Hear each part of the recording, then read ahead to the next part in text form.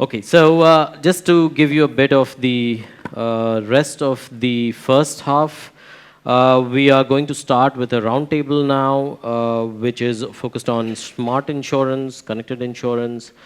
We will have some of the participants of that panel, so some of the panelists would also be presenting a bit more in detail what they do and what their companies do in case studies or case study presentations thereafter. These will be short ones just after the roundtable.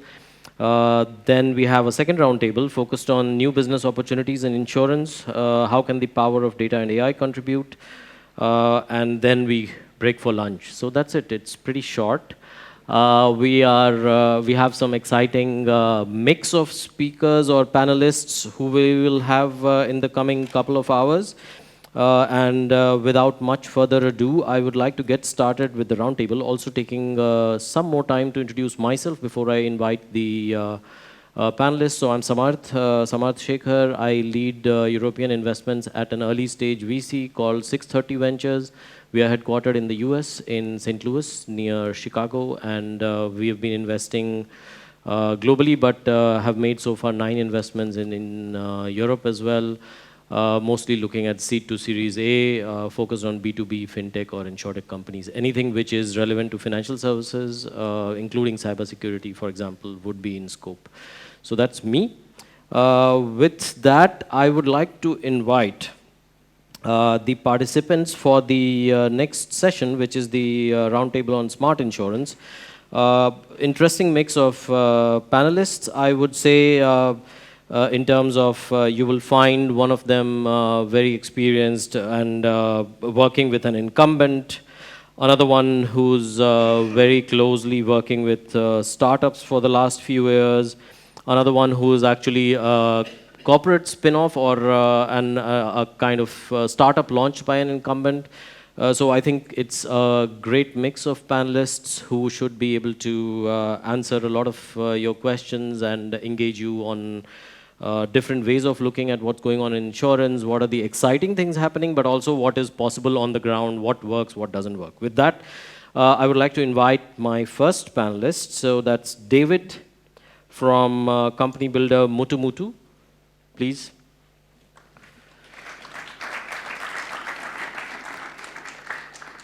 Next up is Michal from Zurich Insurance Company. And finally, Erika from Insurance Factory.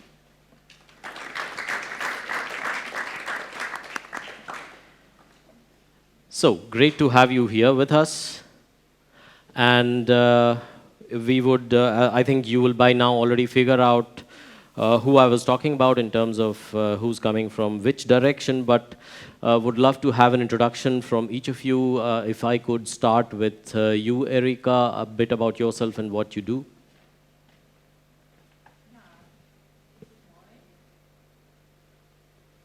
Good morning. I think it's so better.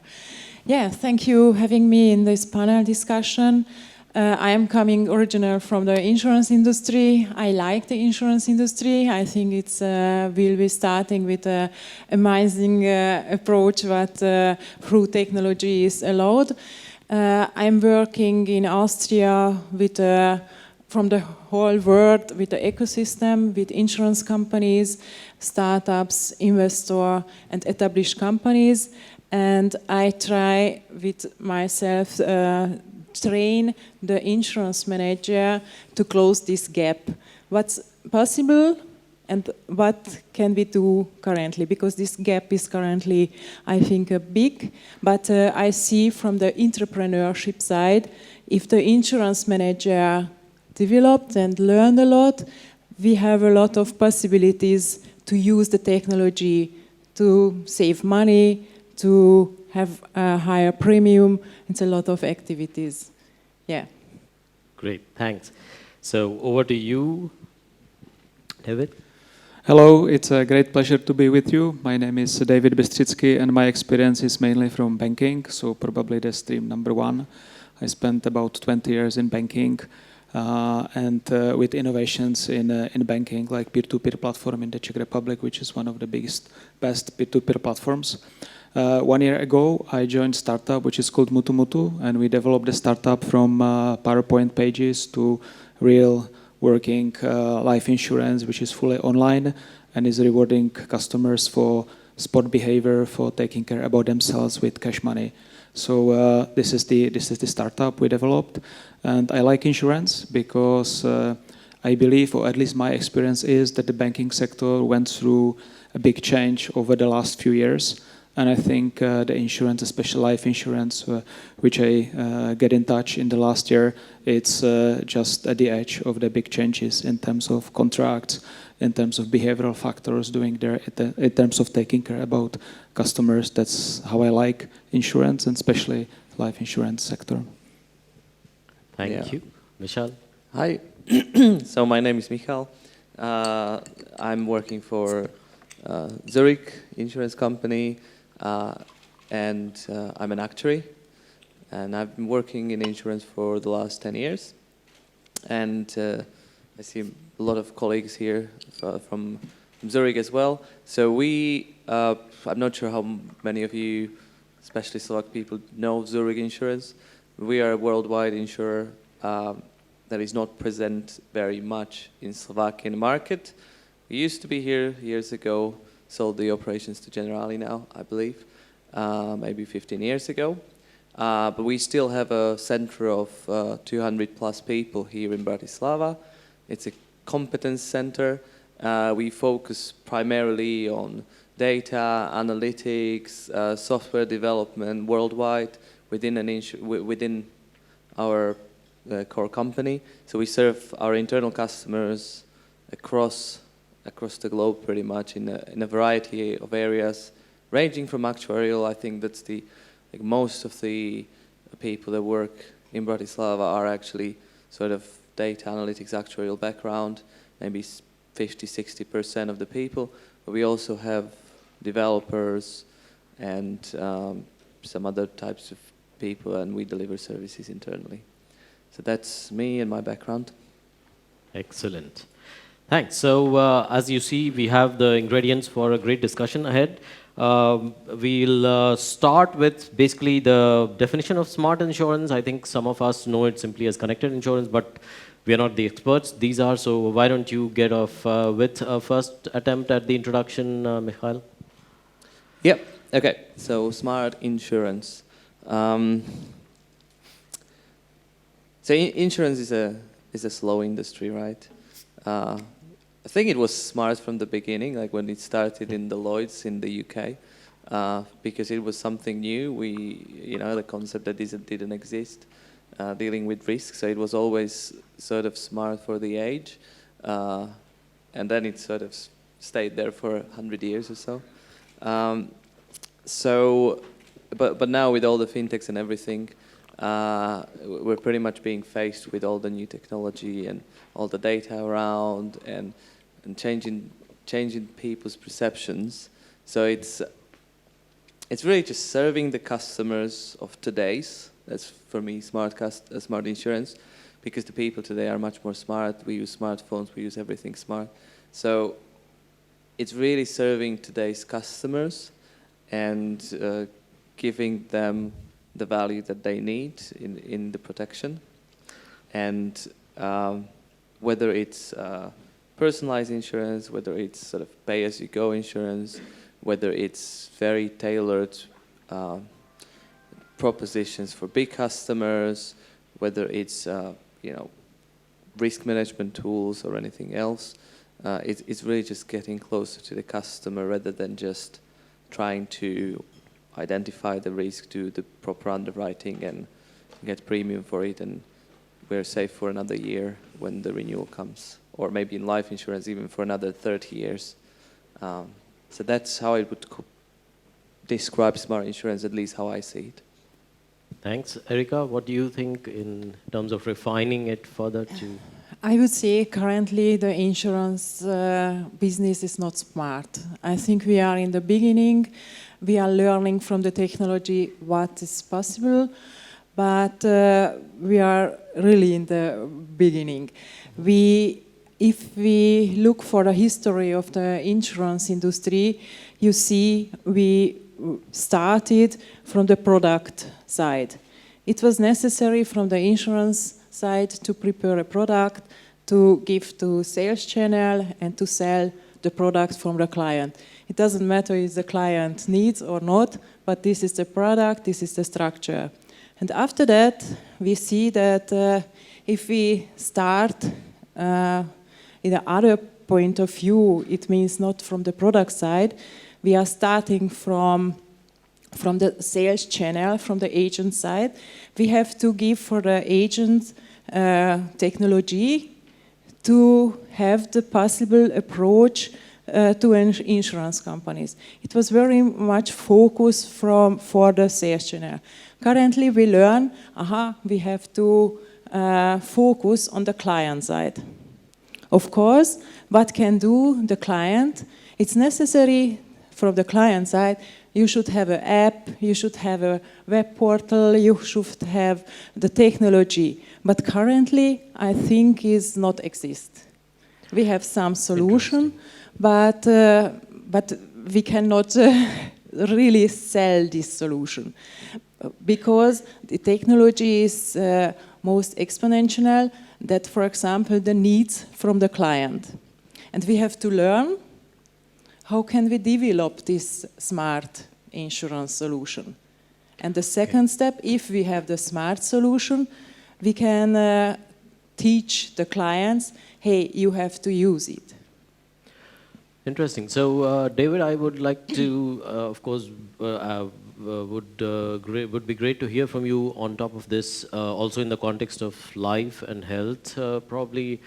How do you see I also see there's an aspect of using connected devices or getting to know the customer or their health wearables and so on, getting more data from the customer. So while on the one hand you say the insurance currently is not smart enough, it's also probably on the client side that they don't share any information. How do you become smart if the customer is not sharing any more data? So there are these trends or opportunities related to using these kind of apps or devices to have more data so that you can become smarter and in the process save money for the insurer as well as for the customer, more importantly. So how do you see this coming into the context of smart insurance and the trend? Yeah. When we started to build Mutu Mutu, we decided it's going to be fully online platform. So we had to start for the sales channel, which is, let's say, self-supportive. So the customer has to go through the health questionnaire, through all the underwriting process by himself, or he can call the help, but majority of the customers go through online. So this was my first thing where we had to change what is currently practice, because if you go through the life questionnaire or health questionnaire, if you go through all the data and explanations, then, for example, the typical contract of life insurance covers a lot of risk. So the number of pages could be like 20, 40. In online, nobody reads that number of pages, so we had to shorten it. We had to do the contract like 2 pages, very simple coverage. What people told us in discussion groups when we talked to them, it was that if you have only risk life insurance without the investment factor, then it's like money which are ending in a black hole, because people pay for 15 years, and in the Czech Republic, if you are 65, then the coverage ends, and that's it. There is no money back, nothing. But it's the best what can happen to the person. So there is like, okay, I have to pay for it, but I don't know I don't have any benefit unless something else happens. So this we wanted to overcome, and we found that if people do running, do walking on a regular basis, then there are studies in the world which say that people have less claims, or if they are living healthy lifestyle. So we wanted to connect these two things and give people tangible benefit if they do take care about themselves. And that was the basic idea what we did. So we were sorting at the same time like onlineization of life insurance to do it fully online, which is a different sport than do it for people who are able to explain at the spot all the risks, all the contracts conditions, all the benefits. For online, the people has to understand from the beginning. And secondly, to tackle the monitoring of people, monitoring of the sport activities, monitoring of whether they smoke, don't smoke, monitoring of whether they go for prevention. So these two worlds we try to connect, and here is where Mutu Mutu was born. In terms of the prevention program, when we started, then even if we didn't have the product, because we had to work via agent for Komerční pojišťovna in the Czech Republic, but the product is developed by us and is processed by us. So we had to work with them on the product, how to get away exclusions. Because many people mentioned in the focus groups which we had, many people mentioned if you have like 10, 20, 15 exclusions, then we don't know actually for what we are covered. Because if something happens, I cannot like calculate in my head all 20, 15 exclusions, whether I am like in line or not in line. So we had to limit the number of exclusion, limit the number of pages of the contract, make the legal language like a human language, at least to the extent which is accepted by regulation. And that was the first part of like making simple things to make life insurance more human for people. And once we were working on the product, then in my head there was a big worry that how we are going to collect the data about the customers. So how do you collect the data even about running and steps? So people use different devices, people use different things. People can walk and run and you double count the steps. So I was very worried whether we are able to deliver this part of the promise and actually calculate the cashback and give it to the customer current account. So we developed a sample application and we had about 20 to 30 volunteers who were running with watches, with everything and etc. And we connected it to Apple Health and Google Fit, which covers 95, 96% of people in the Czech Republic with smartphones.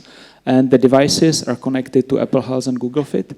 And we are monitoring for almost 1 year before the launch how people move, how the connection devices interact, what are the patterns of people who run on a regular basis, what are the patterns of people who don't run on a regular basis.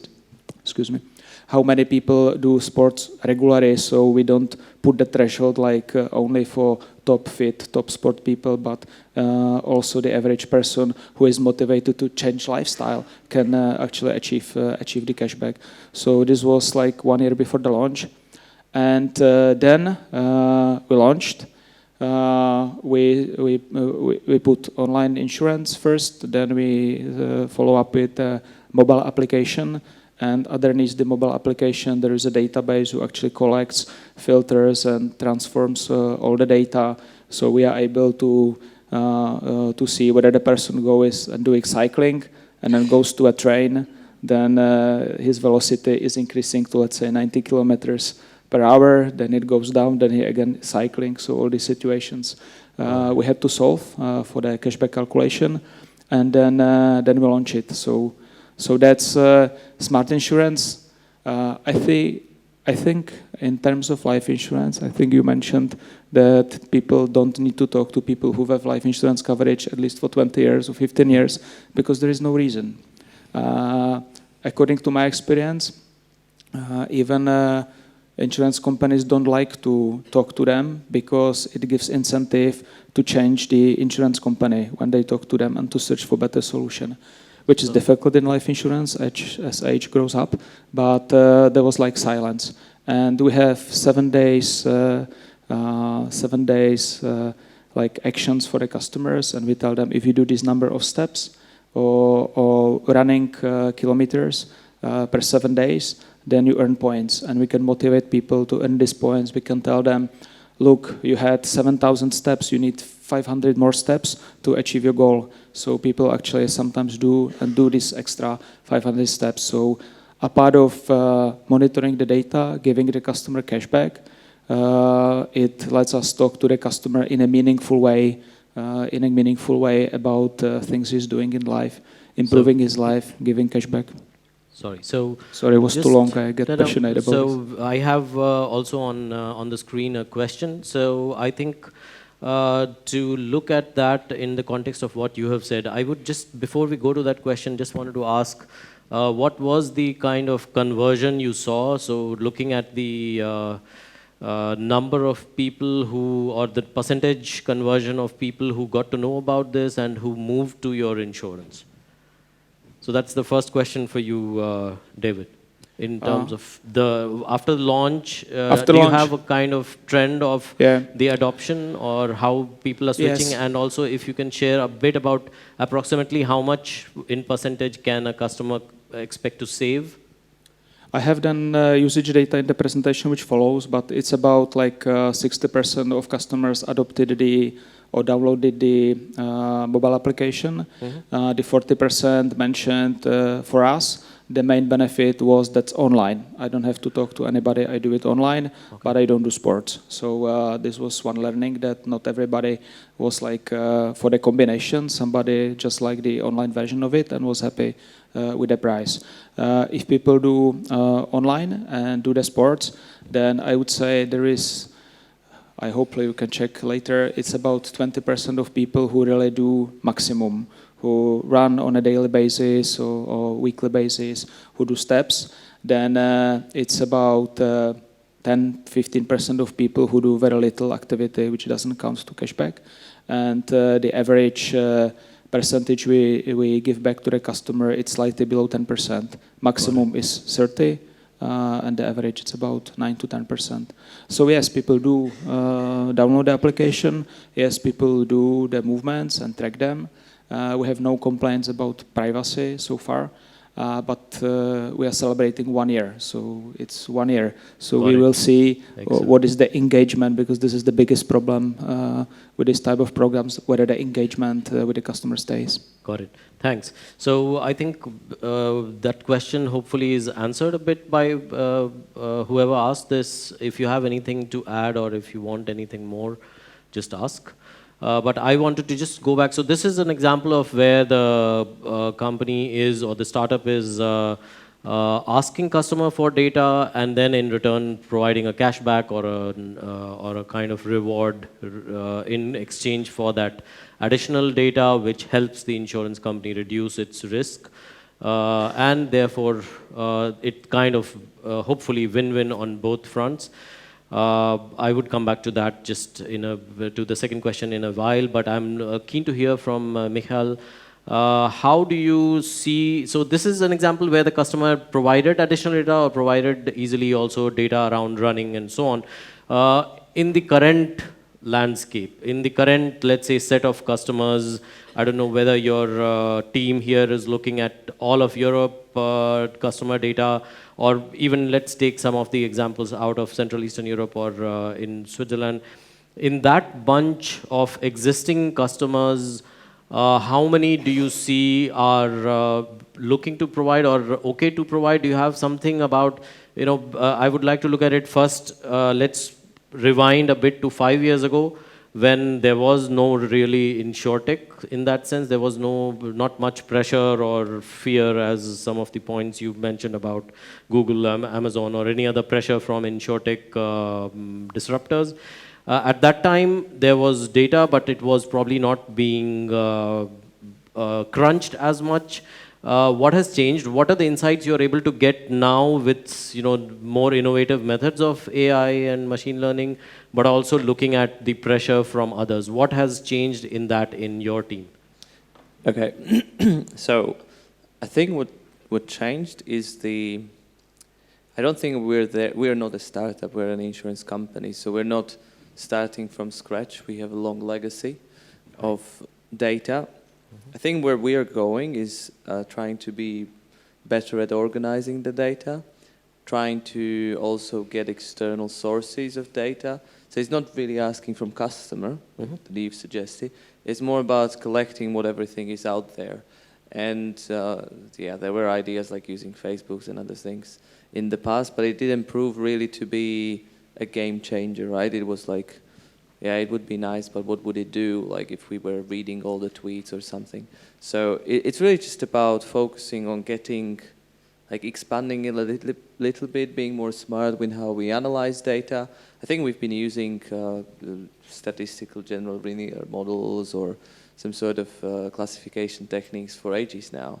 So it's not something that we would be new. I think we use it more in a wider set of areas. Mm-hmm. So to not just to do pure pricing or something, but to do more, be smart with capital, maybe be smarter with conversion, trying to cross-sell, another thing, and just using what we have in a better way, pretty much, right, to create a bit more value. But it's not so much about trying to really go to a customer and get more out of them, because that would require like a massive reinvestment in the whole technology stack that we have, which is easy for a startup, but for an old insurance company, it's not that easy.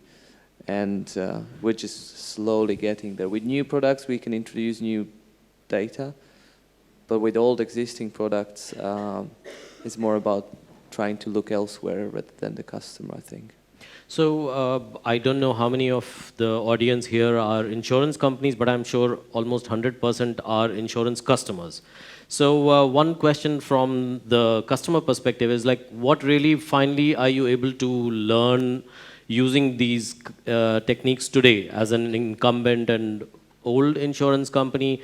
What is it that you know more about us than, let's say, 5 years ago? Using the techniques, would you combine internal, of course you have internal data, do you combine external data? How do you come to, and is it like to the point of customer of one, or is it segments, just to give us a feel of what is it that you are able to get out of the analysis?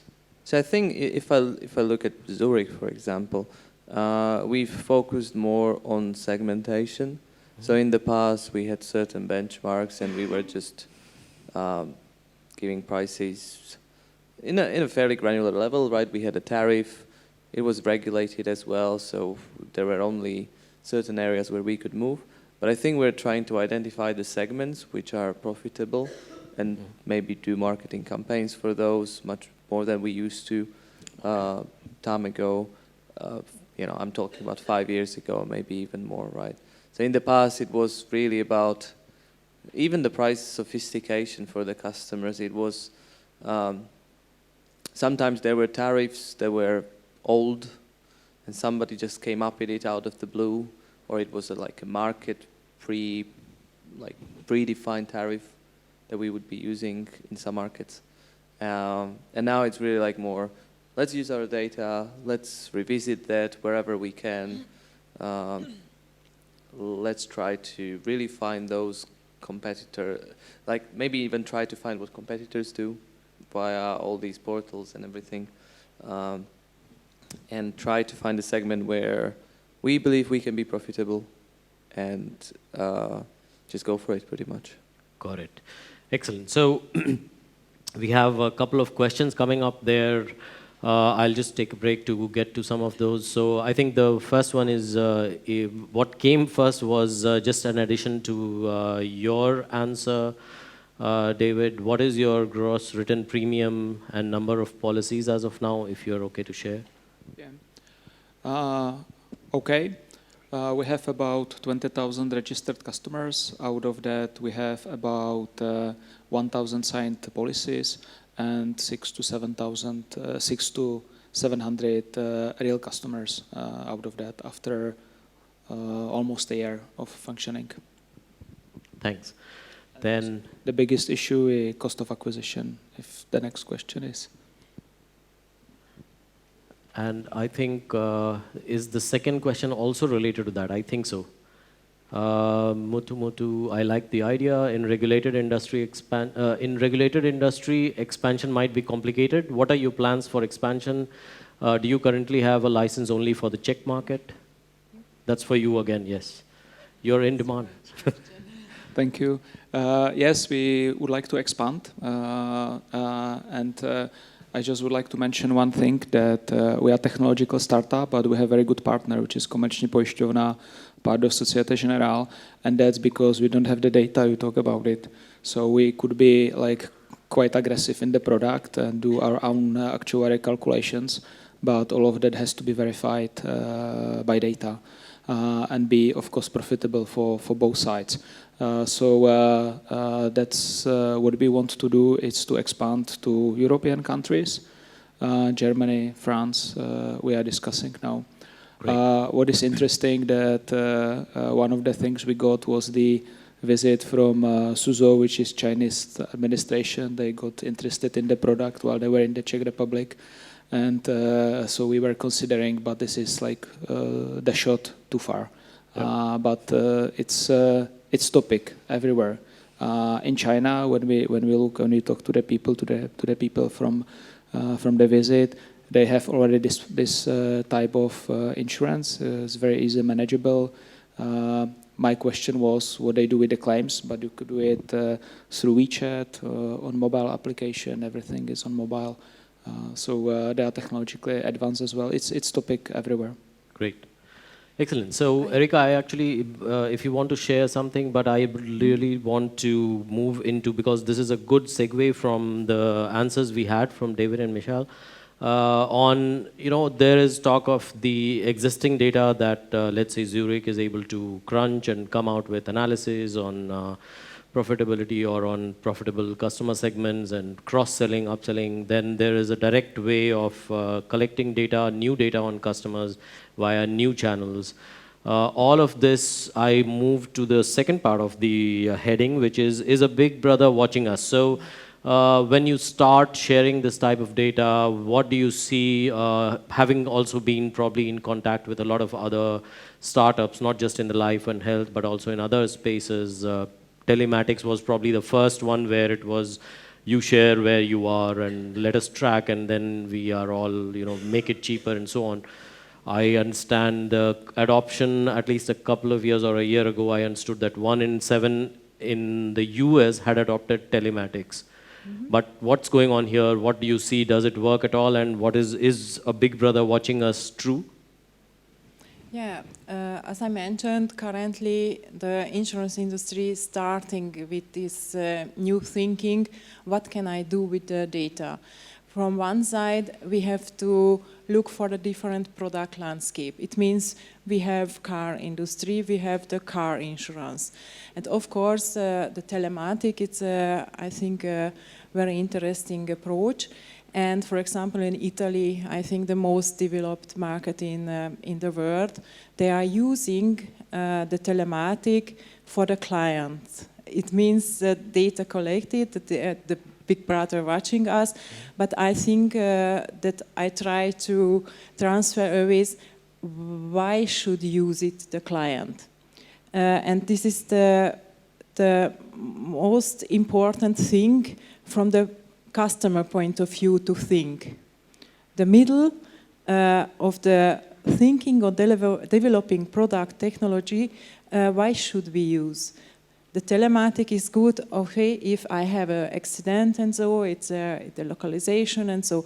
On the other side, I think the insurance industry has a lot of possibilities in every life cycle in our life. It means in the car industry, in the home or in a house, house insurance, or in the health and so. But currently, I think we cannot use really this data because, especially in middle of Europe or the German-speaking region, we have a big problem with the media that they are not supporting these good ideas that you have to use the app to motivate the people to have more sport, to be healthy. It's always from the media side, I think, oh, it is, you will never be on your data. And I think so long that, I don't know the exactly situation in Slovakia, but Austria and Germany, it's really, I know the product from the Generali Vitality, and they have always in the media that, hey, the people, you have to look for your data, not that support, hey, you have to use this app, you have to be active in your life, and I think so long that it will be from the customer side not as positive effect use these possibilities. I think it's difficult to have a increasing of the number from the user. And yeah, this is, I think, the most challenge. How can we introduce for the market the positive side of this information? And currently, I think it's not happened. It's Okay. not really explanation from the media, not really explanation from the company side. Got it. You want to add something? Or? Yeah, and I just to add a bit and support what you're saying, and also I'm seeing a second question there, so it's sort of connected at least to me. Yeah. So, in like why are we not reading social media to profile people? It's connected to telematics. It's actually connected to the will of people. So one thing is providing the data. Something is out there, okay? But even if it is out there, I think the problem with insurance is that we are trying to pool the risk. We're not trying to, or at least that's how it has been for a very long time. So we're not trying to, it's very difficult to change from, there are a lot of similar customers and they all collect together money to a pool and then we pay them all. Right? That's how insurance started, that's how, it's like when you travel in Bratislava, public transportation, there is a Facebook group where you can pay €50 and you don't need to buy tickets because they will pay you whenever the conductor catches you. So that's a pool, that's insurance, right? But if we start going towards being really personalized, using all the data, the telematics, even if they give it to us, we are going to struggle with a very big volatility. So maybe some people it would make insurance unaffordable for some people. So I think there is a very thin line between being very social and pooling together and being very specific for a person, because then a lot of people can stay uninsured, and what the first speaker was saying around the insurance gap, it can actually increase because it will just not exist as a product for some of the people. So that's just a follow up on this. Okay, so I think with the time almost running out, I just wanted to close with a kind of poll. Just one point which I probably did not take away from you, David, was approximately what percentage savings can one expect if we are switching to Mutu? Just one comment to what you said. One of the things people were afraid, and we had to explain it well, that we will not penalize them if they don't do sports. That if they go online, that it's fine. If they do sport, they get cash back, but we don't use the data for getting them I don't know how to call it, let's say more expensive insurance, or penalize them for that. So that was one point. Then we give 30% cash back. The price is average, in some cases lower, because we are fully online, we don't have very much cost. And we get up to 30%. 20% it's for the sport activity, running, cycling and walking, and it's done on quarterly basis on cash account. And 10% it's for the prevention check every 2 years and for declaration of non-smoking. Okay, good. So the last point is basically just to, I think the best way to figure out if this is true smart insurance is a big brother watching us kind of theme. So assume that this is the offer. So whatever you are paying, 20% less, but you need to give your, how much you're exercising. I see quite a few fit people, so I think the numbers may be a bit higher than usual. But yeah, how much you're exercising, you need to share that data, plus you need to share every 2 years, your prevention checks, health checks. Based on this and a 20% lesser insurance, how many of you would go for it? Raise your hands, whoever would. I think there is a way to do it with Slido. I'm not sure how that works, but with time up there and a red banner. So just a raise of hands, how many of you would switch? If you got the question right, so 20% lesser insurance for exchanging your fitness data, so basically how much you're running, walking, and so on, and to do a health check every 2 years. How many of you would switch? So actually hard to find. Now, how many of you would not switch? Would be easier to count. 1, 2, 3, 4, 5, 6. Awesome. Yeah, I think I did hear that whispers. Indeed, the user experience, as you as well mentioned, David, that it's not just the price thing. I just wanted to make it like a very clear proposition. How many of you would actually switch just based on this? Of course, the convenience factor and the ability to do it from your app or to get the insurance very easily, to manage claims easily. There are some doubts on how good would be the claim management and final settlement. I think those are open questions, but I think summary is there is interest. Sorry, you have to add something?